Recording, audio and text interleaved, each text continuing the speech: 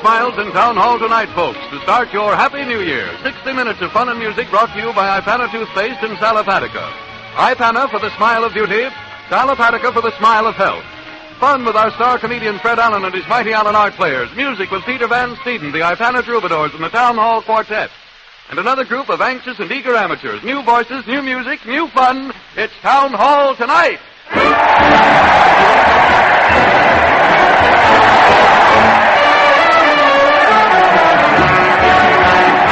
Yes, sir, listen to that crowd cheer Fred Allen as he heads his weekly parade to the old Town Hall. Fred and the band are carrying signs with their resolutions spelled out in neon light, and the Mighty Allen Art Players are walking backwards, afraid to face 1936. Let's join the happy throng. Everybody's going.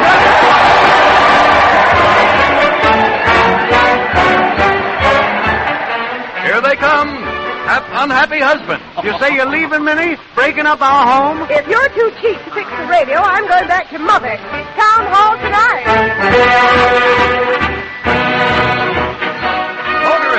Hey, boy, give me 10 gallons of gas and 2 quarts of oil. Sorry, lady, this filling station's closed for an hour. It's Town Hall tonight. Mind readers. And what does the future hold in store for me, Gypsy? You will stop to enjoy life in 2 more minutes, madam. It's Town Hall tonight.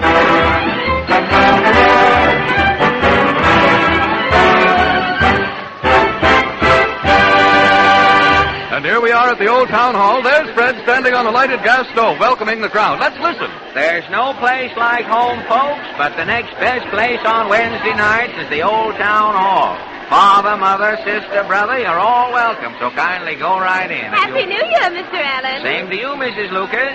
Hope you have a perfect 36. I was a perfect 36, but land sakes, I'm a heap of fat today. Laugh and grow fatter on the inside, Mrs. Lucas.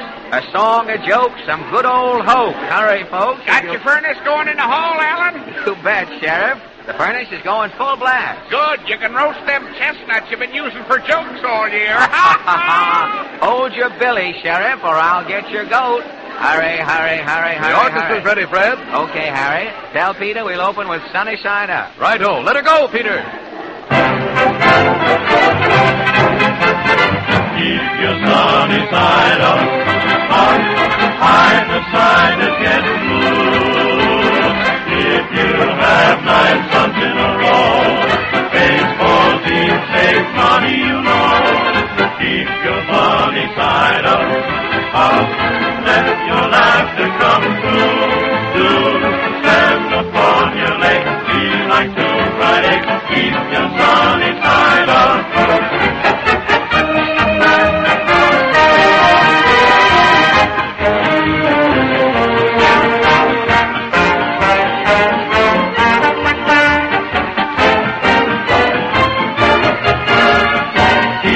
Funny side up, let your laughter come through.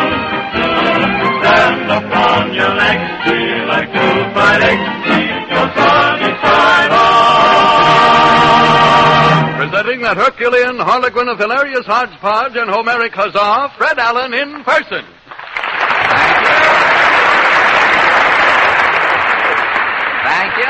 Thank you, and good evening, ladies and gentlemen. Now, before shaking a loose leaf out of the ledger of fun we've assembled for you this evening, I'll read you the Town Hall Bulletin for tonight. Hodge White, Public Grocer number 1, says that starting today, January 1st, there'll be no more loafing around the store. Hodge says fun is sport, fellas, but some of you boys sitting on the egg crate have hatched out the 2 top layers. Now, Hodge says he doesn't mind folks sitting in the store, but when you start setting, you're carrying the yoke too far. And now for the Town Hall news. Say, Harry. Yes, Fred. Present. Yes, sir. Shall I mark you present? Well, partly. It isn't liquor, but if you take 1 drop, you'll see things. What is it? It's the picture sheet, Fred. I'll drop it right now. Thank you. And what does a man in Glasgow do when his face lights up, Harry? He turns off the lights in the room, I guess. Here they go. The projector starts, and we bring you the latest news of the week. The Town Hall News sees nothing, shows all. Chicago, Illinois. Judge Sabbath, after studying 46,000 divorce cases, says that married couples should consult marriage doctors before rushing into divorce courts. Town hall news shows effect a marriage doctor would probably have on a married couple given to chronic fighting. The scene, Mrs. O'Toole's kitchen. Oh, the music goes... This is a fine time to be coming home. Where was you? Who wants to know? I want to know. It's 7 o'clock. Your supper's been on the table an hour. Yeah, well, I ain't hungry. You've been drinking again. Let me smell your breath. Get away from me or I'll... You what? I'll wrap this frying pan around your neck till your Adam's apple thinks it's canned. You do, and I'll put your nose in between your toes like a bookmark. That's right. Strike me, you brute. I never turn down an invitation. Here. Oh, you white beater, take this. I'll pull your hair out till you think I'm weeding your scalp. Oh, let go of my hair. Quit yelling, will you? Who's at the door? I hope it's a cop. Let him in. He can referee this brawl. Good evening, my children. Beat it, buddy. We're busy. Yeah, what's on your mind? I'm a marriage doctor, Mr. O'Toole. I heard you two fighting. I just stopped in to patch up your quarrel. Who's asking you to butt in? Now. Always remember, folks, marriage is a union of the souls. And with my luck, I had to pick a heel. What's the idea? Beat it, buddy. I refuse to leave, Mr. O'Toole, until you shake hands with your wife. If we shake hands, you'll go? Yes. Okay, shake, Nellie. Put her there, Tim. That's better. Now, just go through life holding hands. Bless you, my children, and good day. I'm glad he's gone. Yeah, and good riddance. Now, where was we?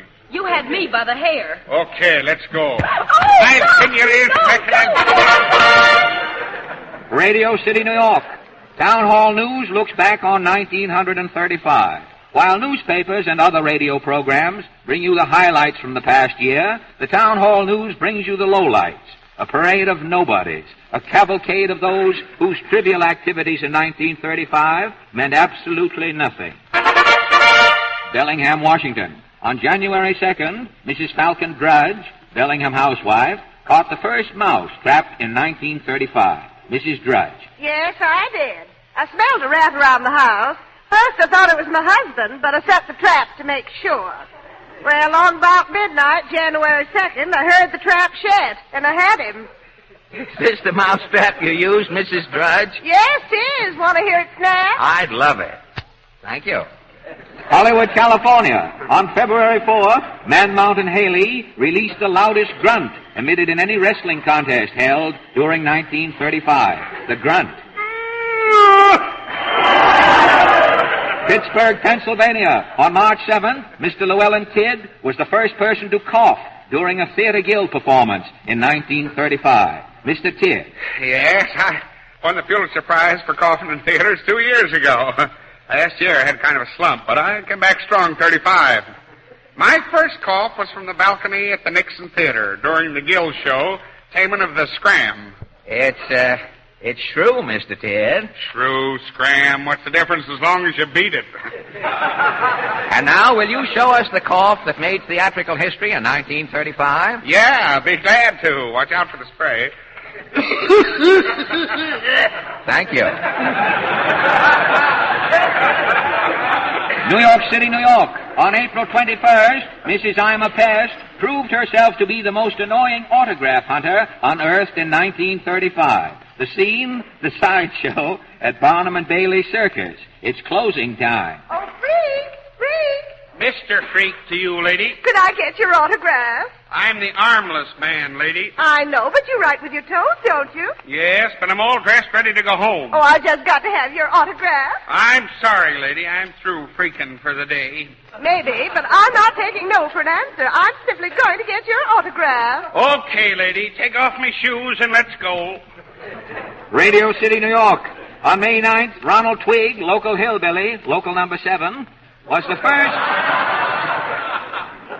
first amateur to get the gong in 1935. How did it happen, Mr. Twigg? Well, I was a-singing, She'll Be Coming Round the Mountain. Well, sir, I just had to start it downhill when, bang, the major let me have it. Can you show us how it happened? Okay. She'll be coming around the mountain. Thank you. Old Orchard Beach, Maine. On November 12th, Mrs. Clement White, wife of prominent real estate baron, was the first person to laugh at a town hall program for 1935. This was along about November. How did it happen, Mrs. White? Oh, gosh, I don't know. I was just sitting near the radio listening, and all of a sudden I busted out. I ain't sure yet it was a program. It might have been something I ate. Can you show us how loud you laughed, Mrs. White? Yes, about like this.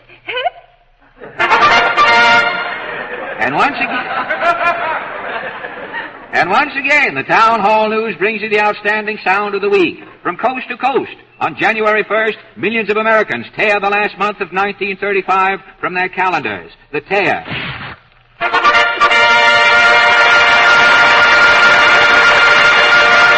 Thank you, ladies and gentlemen. Thank you. And the overwhelming heartiness of my manner is due almost entirely to a happy remembrance of New Year's dinner. Turkey, yum, potatoes, whipped to a frothy frenzy, creamed onions, pumpkin pie. Wait just a minute, Fred. Do you realize what you've been eating? Why, of course I realize what I've been eating. Mashed potatoes, creamed onions, Yes, pumpkin Fred, but pie. now wait. Do you realize that those are all soft foods? And that soft foods don't give our gums the toning and exercise they need? Harry. Maybe I shouldn't have brought the matter up at all. Well, I'm glad you did, Fred, because our teeth are seldom white and sparkling if our gums are tender and under-exercised. You're not suggesting that everyone eat rock candy exclusively, are you, Harry? No, of course not, Fred. I'm suggesting iPana with massage. Because iPana is the toothpaste made especially to tone and stimulate your gums, and to clean and polish your teeth at the same time. This widely used, pleasant-tasting toothpaste in the red and yellow striped tube has long been a safeguard against pink toothbrush, that warning sign of soft, tender gums, and an assurance of whiter, more sparkling teeth. So always remember iPana for the smile of beauty.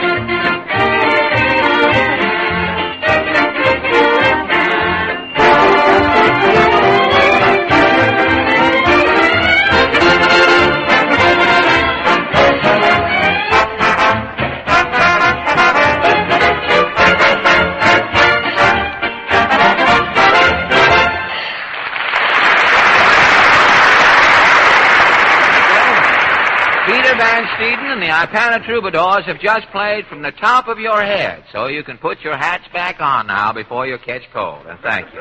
And now on Friday night, Professor McIntyre will hold a recital of his bagpipe pupils here in the hall at 8 o'clock. Tickets for the bagpipe concert will be 25 cents, with ear laps, 35 cents. Quiet, please. If that's some bridge player bidding in his sleep, I'll be down and see you with one club in a minute. Hello?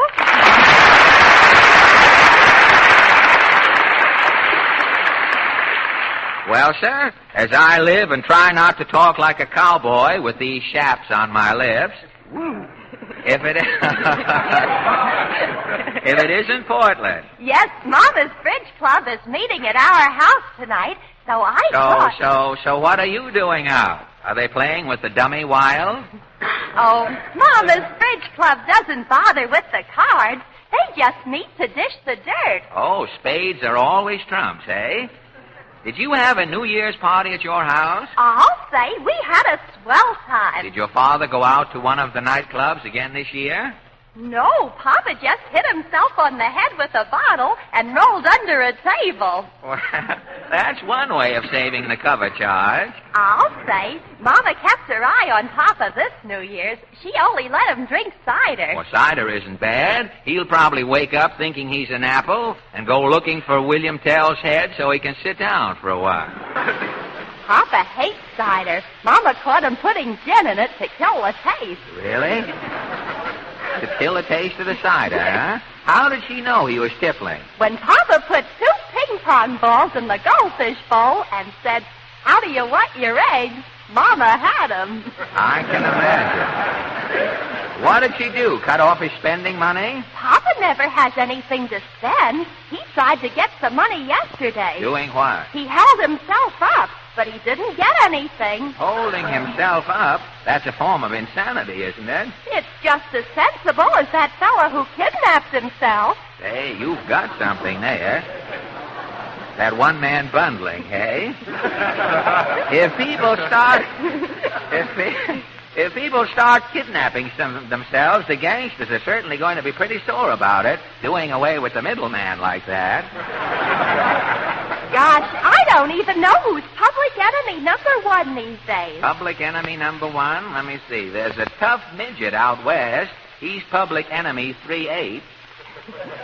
If they break up those tough factions, people will feel a lot safer in 1936. That's right. And now if you run along home, I'll know my outlook is brighter for the coming year, too. Oh, no, you don't. I'm starting it off right. Miss Boggs. Miss Boggs. Miss Boggs.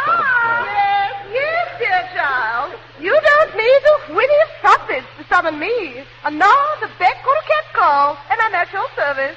Time flies, madam. And as far as I'm concerned, you wore out your welcome on the way up here. Oh, you then with your honeyed words.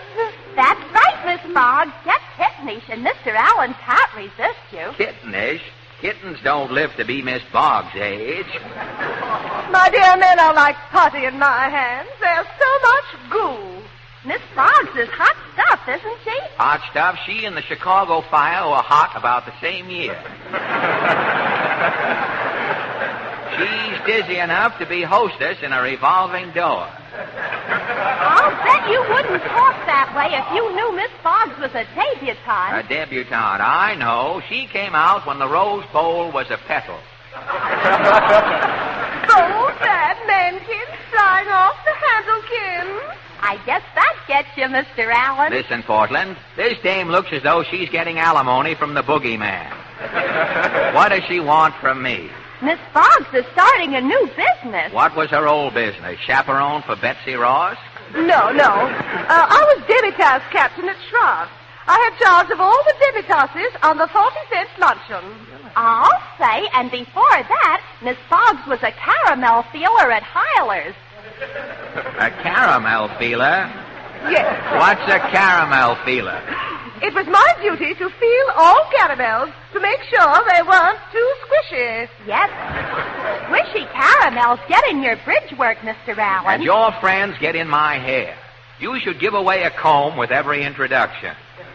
And before I went in for caramel feeling, I was head jello steadier at Child's. What's a jello steadier, Miss Boggs? Well, when a truck passes Child's, your jello always quivers. It was up to me to rush from table to table and keep the jello steady. Miss Boggs has a profession now, Mr. Allen. She's a portable conscience. What's a portable conscience? It's for people who can't trust themselves to keep their New Year's resolutions. Yes. Suppose you resolve to stop drinking as of January 1st, 1936.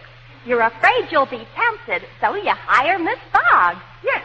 On January 2nd, the demon rum beckons to you from the window of a cocktail bar. You go in. I follow you. If you do, you pay for your own martini. Does Mr. Allen order a cocktail, Miss Boggs? A side saddle. He's just about to break his New Year's resolution. I lean over and whisper in his ear, put it down, you naughty juggins. And I put it down, huh? Yes. That's right. Your portable conscience has spoken. And the day is saved. Super, definitely. P.S. Does Miss Boggs get the job, Mr. Allen? Well, I don't really know whether I need a portable conscience or not right now. I'll have to try her out first. Now, suppose I have resolved to let Portland bother me. But all of a sudden, I feel an urge to chase her out of here. Your portable conscience says, Taddy, not again, Taddy. And that stops your urge, doesn't it, Mr. Allen? No, the urge is twice as strong. Now I'm chasing you both out of here. Really? Oh, well, in that case, I must be Kins. Me too, Kins, Miss Boggs. So long, Kins Portland. Tally Hawkins.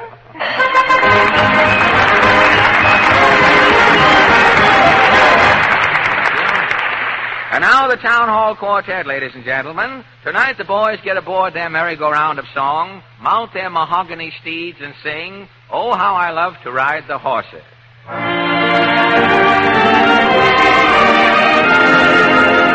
Jib, sir? To the races, sir? Oh, yes, sir. Step right in, sir.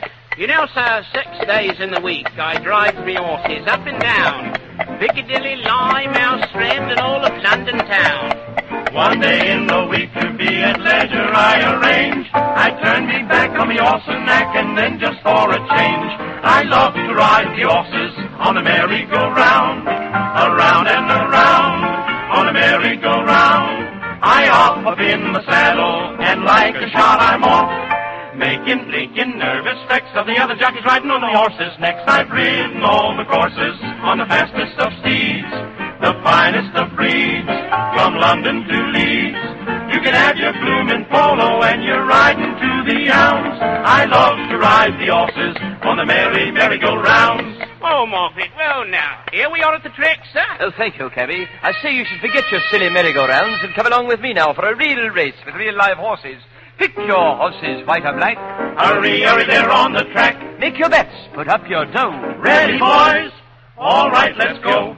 They're off in a bunch. Like a shot from a gun with Sparky up front, and look at him run. Maluki is second and Popeye is third. Got a Sousel in back, he's trailing the herd. The quarter and Sparky's in front by a length. Maluki is coming with plenty of strength. Now Cheesix is giving old Popeye a chase. They're running like mad, oh boy, what a race. They're now at a half at a furious clip. The jockey on Sparky is using the whip, and look at old Popeye, he's coming up fast. Maluki is leading and Schnozzle is last. I say, here he comes, look at Schnozzle, my word. The blind is not running, he's flying like a bird. They're coming down the stretch, and there he goes. Hooray for Schnozzle, he wins by a nose. Oh, it ain't very exciting, is it, sir? You know, someday you must come with me to a carnival, 'cause I have me horse at Blackpool, and so I have, me friend. And next week I intends a bit of racing at Southend. You can have your bloomin' Ascot and your blinking Epsom Downs. I loves to ride the horses on the merry-go-rounds. He loves to ride the horses on the merry-go-round.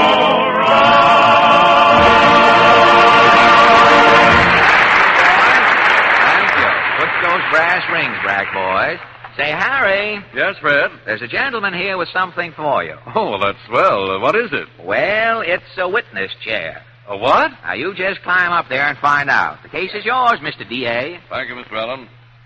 Now then, Mr. Von Zell, do you swear that what you're about to say is the truth, the whole truth, and nothing but the truth? Well, yes, but I... Good. Now, I understand that you've been recommending sal hepatica to people for colds. Is that true? Yes, that's true, because you'll find... Please don't interrupt me now. You've been saying that when a person has a cold, there are usually two things wrong with them. Poisonous wastes in the body and too much acid in the system. Exactly, If because... you please, Mr. Von Zell.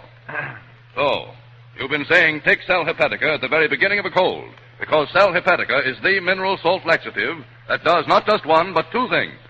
It both rids the body of waste and it combats acidity.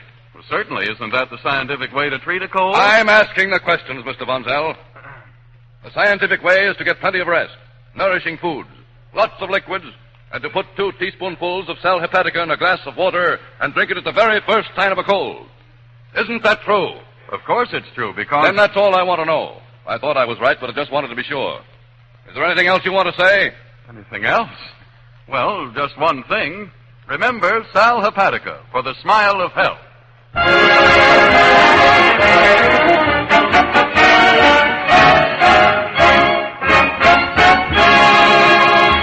And now, ladies and gentlemen, we've come to the mighty Allen Art Players, the first actors ever to perform in a livery stable to save the wear and tear on the carriage trade. Tonight, these histrionic marvels, with the accent on the his, present a mystery melodrama entitled Murder at the Microphone. Or, if you're listening in, it's probably Murder at the Loudspeaker, too. The play opens in a radio studio. Overture, Peter.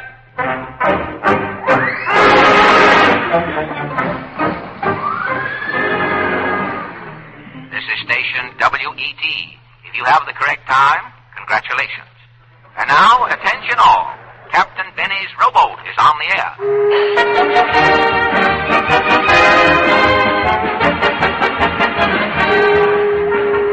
Yes, here comes the rowboat, ladies and gentlemen. Tonight she was supposed to dock at Biddle's Wharf, but the river got wind of it and dried up during the night, so we've got the rowboat anchored in a puddle right here on Main Street. There goes the gangplank, and here's Captain Benny in person. Thank you, Tiny. Well, folks, thank you, folks. Folks, you're just folks to me, folks. Oh, folks, I'm shot, folks. Quiet, please. Ladies and gentlemen of the radio audience, Captain Benny has just been shot at the microphone. The rowboat radio program will not be heard at this time. Thank you. Station WET, signing off. Here, you Cage boys, carry Captain Benny into the control room. Get a doctor. Yes, sir. Now, quiet, everybody. Quiet, please. You people in the audience, keep your seats. You actors and musicians, stand by until the police get here. Captain Benny has been shot. The guilty party is still in the studio. No one will be allowed to leave. Well, here's the detective, Mr. Governor. Yes, I'm Inspector Bungle. What's happened, a felony? No, Captain Benny's been shot, Inspector. Who did it, you? Come clean. You're fooling with the law. No, I'm Tiny Guffner, the announcer. No, don't evade the issue. Who do you suspect? I don't know, Inspector. The rowboat program had just started. Captain Benny stepped to the microphone. A shot rang out. All right. What's this crowd doing here? That's the worst in New York. The minute anything happens, you got a crowd around. Who are these people? Could I have your autograph, Mr. Inspector? Squat, lady. How did all these witnesses get in here? Did you advertise this shooting, officer? Why, no. Governor? No, these people are here to see the broadcast. They get in free. Quiet, everybody. Excuse me for calling you officer, Governor. I flattered you there. I take it back. Now, quiet, everybody. Inspector Bungle talking. You're all under arrest till I solve this mystery. Now, where's the body, Governor? In the control room, right through this door. Now, don't none of you people move. Inspector Bungle talking. I'll be right back. Hey, who's this guy laying here in the sailor suit? That's Captain Benny. Is he dead? If he ain't, he's holding his breath perfect. Feel his pulse. That won't help. There's only one way to tell if a radio actor's dead. Who'd you say this guy was? What's his name? Captain Benny. Oh, yeah. Say, Captain Benny, can I have your autograph? How about your autograph, Captain Benny? Is he signing it? No, I guess he's dead, all right. Now, grill them people back in the studio. Quiet, everybody, quiet! Inspector Bungle talking. Now, Captain Benny's dead. He's been murdered. Quiet! Hey, Guffner, what are them people applauding for? Oh, I'm sorry, Inspector. I held up the applause sign. Well, put it down now that I solve this mystery. Then I'll take one bow, no more, no less. Yes, Inspector. Now, where was Captain Benny standing when the shot was fired? Right here, directly in front of the microphone. Which way did he fall? Over on his side. He kind of slumped over. I see. Then the shot was either fired from back where them musicians and actors are, or somebody in the audience did it. Well, I don't know. I just heard the shot, and then I saw him fall. Yes, I saw him fall, too. I'm Mary Blue. Where were you standing, Miss Blue? I was back here humming my song. I'm poor little buttercup. Lucky you didn't get to sing it. They might have got you, too. Did you see who fired the shot? Oh, no, sir. The trombone player blew a note in my ear, so I didn't even hear the shot. An accomplice, eh? Here, you with the trombone. Yeah, Inspector. Let me hear that note. Yeah, I play it. Yes, that was the very note, Inspector. That's no note. Sounds like an opinion to me. You're not getting personal, are you? No, no. I'll answer it, Inspector. No, don't touch that phone, anybody. Hand it to me, Guffner. This might be a clue. Hello? Hello. The program is coming in fine, Major. I want to vote for Hector Pincus, the oyster opener. This is Inspector Bungle talking. Hello. One vote for Hector Pincus, the oyster opener. Lady, there's nobody opening oysters around here. There's been a murder committed. Captain Benny's been shot. Don't change the subject, Major. One vote for Hector Pincus. Make a note of that name. Hector Pincus, oyster opener. He's after Fry for this. Now, who else was back here when them shots was fired? We was. Yeah, who are you two guys? Corn syrup in February. We's the rowboat comedians. Yes, sir. Where were you when Captain Benny was shot? We was standing right here. I was saying to February, who was that lady I seen you with last night? And I said, that was no lady. Boy, you need glasses. We didn't kill Captain Benny, sir. You won't kill anybody with them kind of jokes. Look here, Inspector. Inspector, we're not getting any place. I'm the detective here, Governor. On the rowboat would shoot Uncle Benny. We all loved the old boy. Why don't somebody tell me these things? If that's the case, I'll grill the audience. Tell that woman in the second row to come up here. Yes, Inspector. Madam, please. Me, I'm Mrs. Goldberg. I don't know nothing. Where was you sitting when Captain Benny was shot? In the wrong studio. I got 2 tickets for Uncle Don, but in the excitement, people is pushing me in here. So I'm coming in here accidentally. But believe me, I'm going out on purpose. Here, you can't leave the studio until the inspector solves this mystery. Inspector Squeeze. By me, he couldn't inspect our gas meter. Quiet. Where were you sitting? Answer yes or no. In the second row. Did you hear a bullet pass you when Captain Benny was shot? No, but I heard 2 shots in my vicinity, but I didn't feel the breeze from the bullet. That's all. Thank you. That's all I wanted to know, Governor. Good work, Inspector. Who shot Captain Benny? That's all I want to know. Them shots was fired by someone sitting in the first row. Uncanny. How do you know? Mrs. Goldberg sat in the second row, didn't she? She heard the shot, but didn't hear the bullet pass her. Uncanny deduction, Inspector. Oh, but there are 10 people in the first row. Yes, and none of them knew Captain Benny. Well, how do you know that? Did you hear any hissing when the captain came to the microphone? No. Then nobody knew him. Uncanny. Right. So the motive couldn't have been personal. Must have been something he said. Well, what are you going to do? We'll start the show over again, Governor. I'll read Captain Benny's part myself. Where's his script? Right here. All I'll right. make the announcement. Ladies and gentlemen, we're going to present the rowboat program after all. Inspector Bungle here will play Captain Benny's part. Thank you. Thank you. Let's go, orchestra. And here's your old friend, Captain Benny, in person. Well, folks, thank you, folks.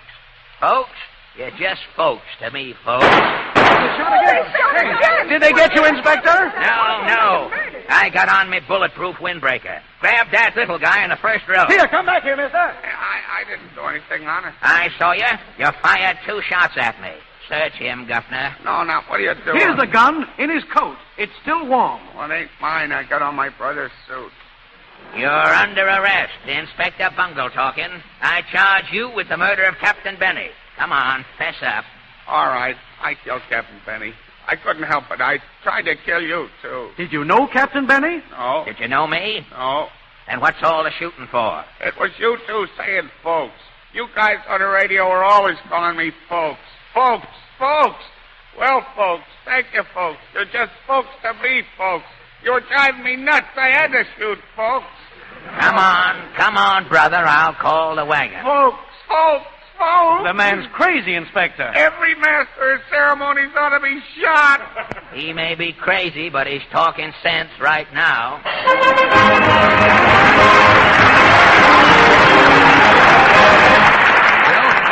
And now, ladies and gentlemen, we bring you for the first time on the air that still small voice that's never as still as you'd like it to be. The voice of conscience. The voice of conscience, Fred? Yes, Harry, and here it is. You did it again, didn't you? You ate too much, and now look at you. You've got a nasty grouch and a headache that would fit an elephant. Well, Happy New Year, and it serves you right. Maybe you'll know better next time, but I doubt it very much. Very much. Well, now, ladies and gentlemen, if that still small voice is accusing you of holiday overindulgence, you can always drown it out. Just put 2 teaspoonfuls of sal hepatica in a glass of water and drink it any time on an empty stomach. For when you wake up feeling dull and logy, there are usually only 2 things wrong with you. 1, poisonous waste in your body. Right. And 2, too much acid in your system. Right again. And we suggest sal hepatica because it's the mineral salt laxative that both rid your body of those poisonous wastes and combat your acidity. You'll soon be feeling your old normal self again if you'll just remember sal hepatica for the smile of health.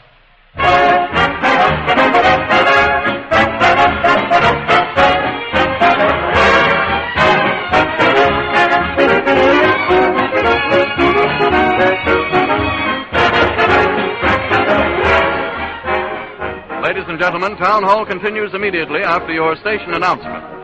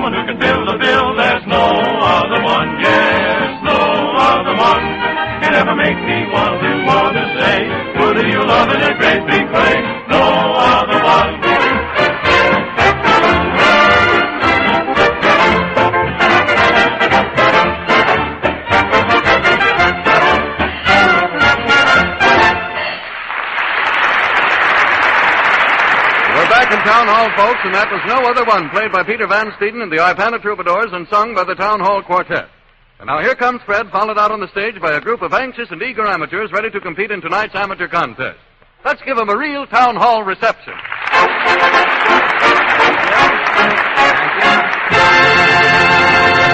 Yes, ladies and gentlemen, and Uncle Jim Hawkins, our amateur chaperone, assures me that tonight we greet another group of aspiring Tibbets, Gallikerchis, and Rubenovs, here to compete for our first prize of $50 and a week's engagement at the Roxy Theater in New York City, and a second prize of $25 in cash. The winners will be chosen by you folks here in the Town Hall. Your applause will be recorded on the Johns Manville applause meter here on the stage, and the 3 acts receiving the highest ratings will be called back later so that you may give the matter serious thought and select your final winners. Now, tonight, it is my pleasure to welcome first on our program Master Eddie Samuelson. Is that right? Is that the correct pronunciation? Sal Manson. Sal Manson, huh? Well, as long as all of the letters are in there, Eddie, we may as well pronounce them. There's no need of throwing those letters away there. Well, a happy New Year to you to sort of start things off. You live in Brooklyn? Yes, sir, Mr. Allen. Do you? What part of Brooklyn? Bensonhurst. Bentonhurst. Now you go Bensonhurst. Benton. Oh, you're a middle syllable man from the word go, aren't you? Sal Manson and Bentonhurst. Huh? Well, we'll get the let the syllables fall where they may as we go along. Do you go to school in Bentonhurst? Bentonhurst? I go to New Utrecht High School in Bensonhurst. Oh, in Bentonhurst. I get it. You carry too much weight for me, that ton in Bentonhurst there. It's a little too much for me to handle. Do you go in for athletics at the school, or do you go in for any of the sports? Well, yes. You look rather muscular and athletic there. I thought I'd inquire. What do you play, baseball, basketball? Soccer. Soccer? Do they have a soccer team at the school? Well, they just won the city championship. Oh, they did, huh? That's rather a rough game for a high school, isn't it? Soccer? No, it isn't. I've seen some of those professional soccer games. It always looks to me as though they just have the ball hanging around on the field so they can get away with a gang fight. I don't know. I don't see why they even need the ball when they start to fight. Well, you're going to play the harmonica, Edward, hey? And what are you going to play? Harmonica Fantasy. Oh, that's one of those chromatic ones, isn't it? Yes, sir. A great improvement over the others. You're going to play the what? Harmonica Fantasy. Harmonica Fantasy. Thank you very much.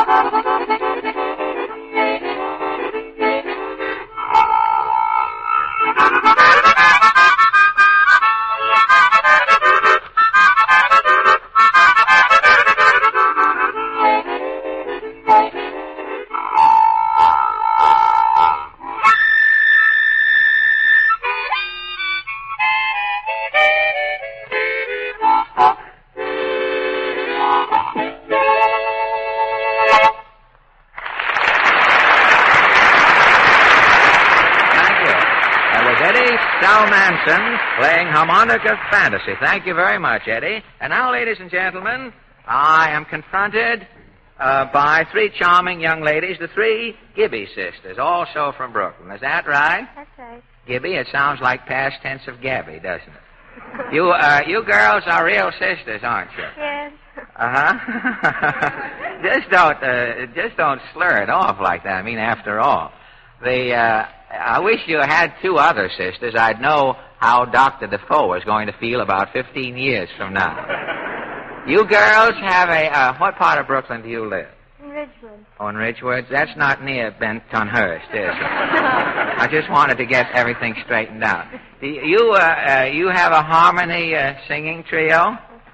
And you're all sisters? Yes. Remarkable how you managed to keep harmony in the family, isn't it? Well, it certainly is a pleasant sight to see three such charming young ladies about to engage in harmony to start off the new year. Of course, Lord knows what will happen later on during the year, but we'll start it off in the right spirit. Have you sung much in public?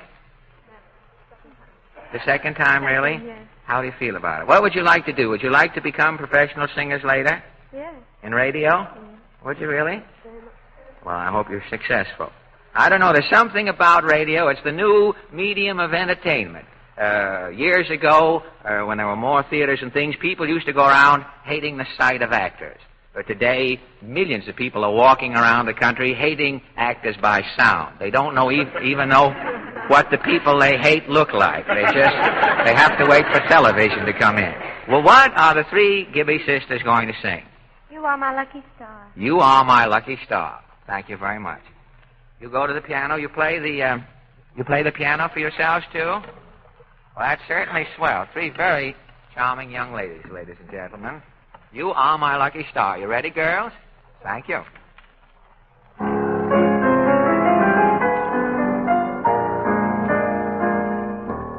So beats my heart for you are my lucky star.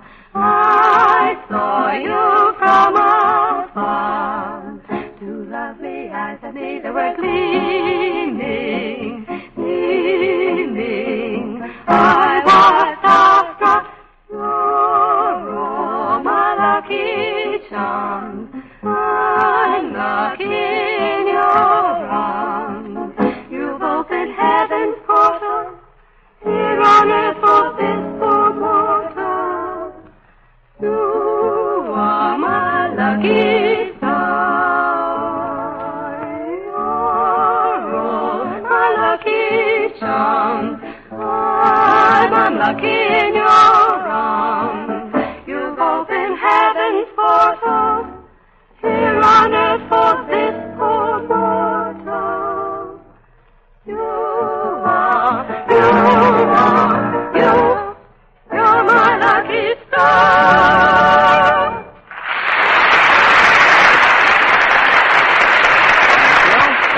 Three Gibby sisters. Thank you very much. And now, ladies and gentlemen, coming to the microphone is William Reed, a gentleman dressed in rather an oriental get-up here with a large coat and a turban. Mr. Reed, you are a baritone? Yes, sir.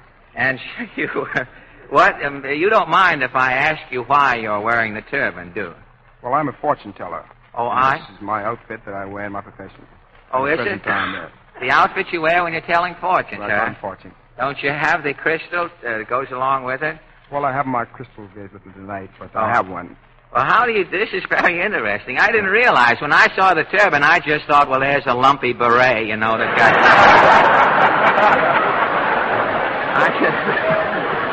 I didn't know. Say, it certainly is good fortune having you here tonight, Mr. Reed. I've never met a baritone fortune teller before. How do you tell fortunes? Do you mind if it was cards or you use some the crystal or cards or stargazing, or you have some other... No, not any of that. I was just born a medium. And I can read you by looking at you and know what month you're born and stars, what sign you're under, and I just tell you... Well, that's very interesting, and I'm very happy to have you here tonight. Now, apart from the singing, do you mind, you think if I crossed your palm, that you could just give me a little reading here on the side before we get going with the song? What is your fee for a reading as a rule? Well, I don't like silver much. I take green. Oh, you do? Well, I don't know. If you want to, I'll just ask you how much for about 3 questions. 3 questions? 3 for $1. Do you think you could make it? Well, that's pretty reasonable. I don't want to have the occult union after you. I mean, if it's going to get you in any trouble, well, I'll pay you $1 down if you don't mind, and I'll just ask you 3 questions. You don't mind, do you? Absolutely not. Now, do you think I'm going to be successful in radio during the coming year? Well, what month were you born? Oh, I forgot. I beg your pardon. I was born in May, Gemini, twins. I mean, there's only one of me, but according to the stars, I showed up one short. Well, you are born on a very lucky sign, being serious. 3 great men were born in your month. That was Ellen Hubbard. And Gene Tooney and John McCormick. All born? 3 bright men. Oh, well, 4 bright men. I mean, after... Well, including you. That's 4. And one man about to be kindled here. All right, is that the whole reading now? Could I... Well, what do you see about the presidential election next year? Do you get any... does that come in Gemini, do you think? Why, no, not exactly. But our president that we have now, Theodore Delano Roosevelt, will be our next president. You can bet on that. Well, that's fine. I'm glad to. And I don't have to ask you, of course, who's going to be the next heavyweight champion. Well, now, I wouldn't be too fussy about that. Oh, yes, we know. That's no secret. Well, thank you. Oh, pardon me. I'll say, though, that I'm quite sure that Joe Louis. And I... Well, that doesn't really count. I don't think you need the crystal to see that. Well, Mr. Reed, I want to thank you very much for your hearty cooperation. And now, what would you like to sing as your baritone solo? Well, I'd like to sing a song that really touches me when I sing it. I feel it within. That's why Dockers were born. All right, thank you very much.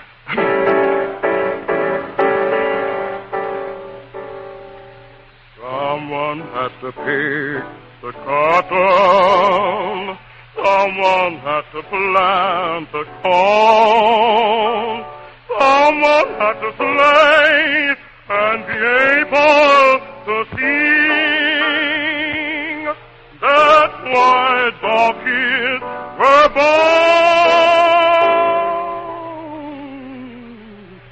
Someone had to laugh at trouble, though he was hard and worn, had to be contented with any old thing.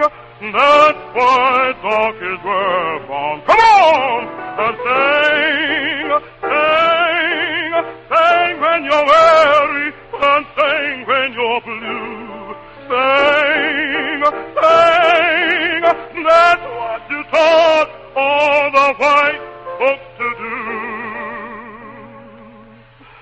as someone had to fight the devil and shout about Gabriel's phone. Someone had to sow that good rain that would bring God's children to green pastures. That's why thou is born.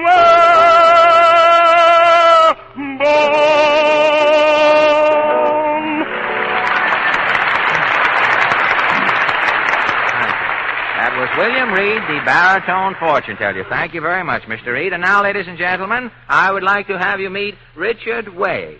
Mr. Wade, according to my little slip here, you play two pianos at the same time. Is that right? Yes. Rather an expensive hobby, isn't it? Yes. You have to keep two pianos around the house all of the time? Yes. How did you first discover that you had this ability? To just cultivate it? I went to an operetta one night, and they were using two pianos. At least there were two piano players.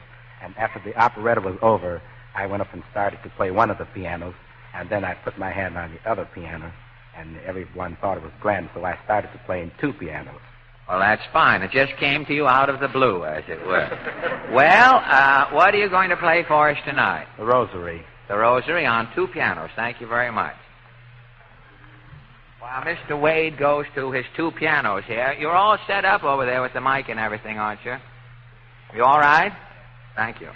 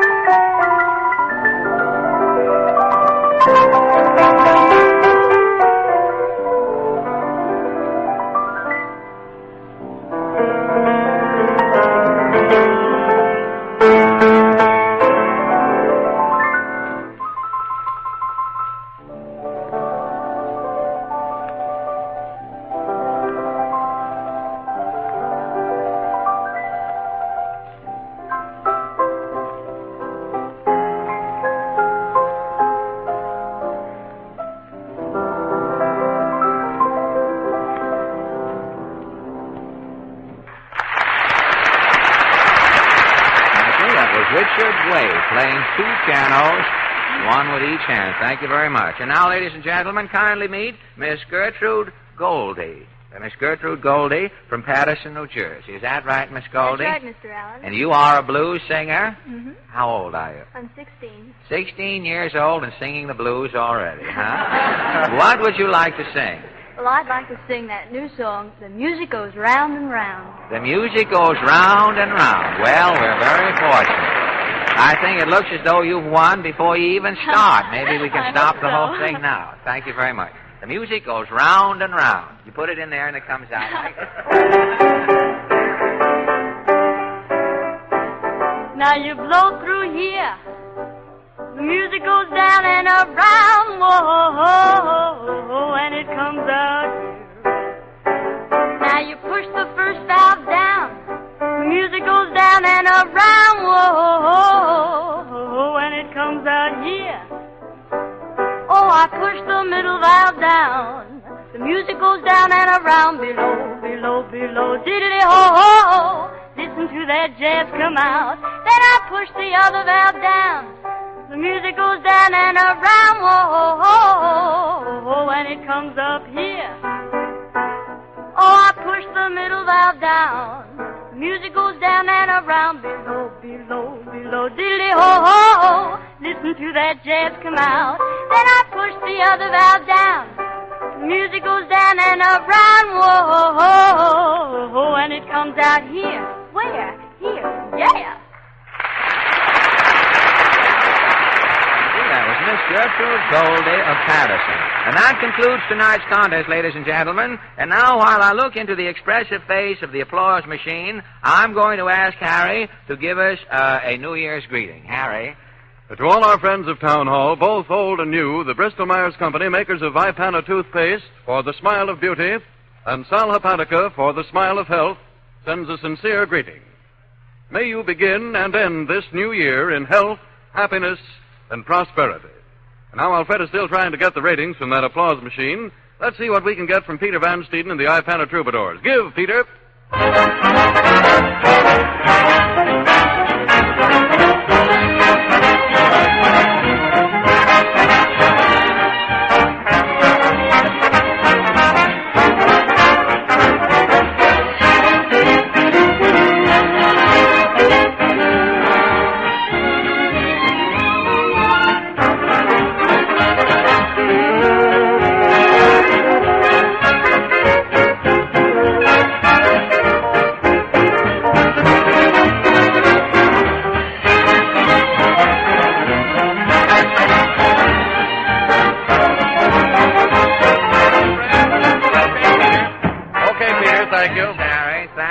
There's overtime, Peter. You can have those 2 notes back. Thank you. Yes, Harry, ladies and gentlemen, the applause meter reveals that your applause has been heaviest for the following acts.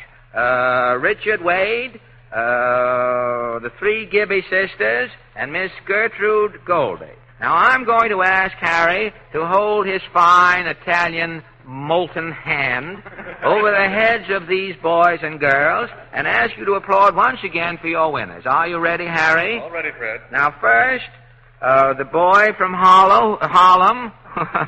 Fancy at my age. The boy from Harlem who played so well on the 2 pianos, played the rosary so well, 1 piano with each hand, Richard Wade.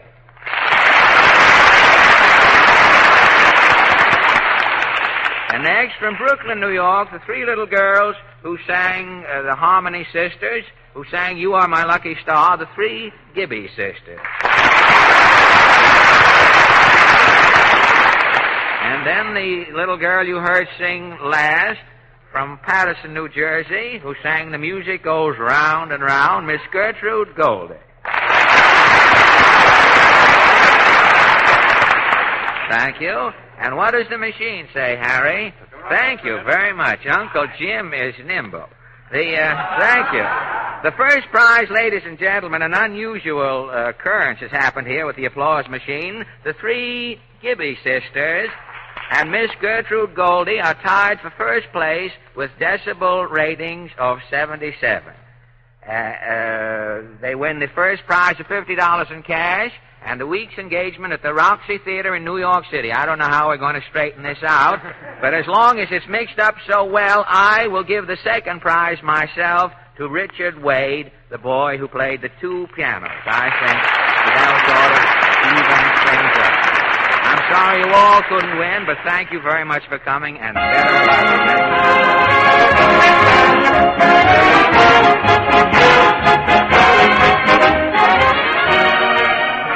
This is Fred Allen saying good night, ladies and gentlemen. And don't forget that the town hall doors will be open wide to greet you next Wednesday evening with another hour of smiles. Next week, a big anniversary program, bringing back a group of amateurs introduced on this program during the past year who have made good in professional circles. Until next Wednesday, then, this is Fred, spelled Ipana, Allen, spelled Sal Hepatica, saying, see you Wednesday. Good night. This is the National Broadcasting Company.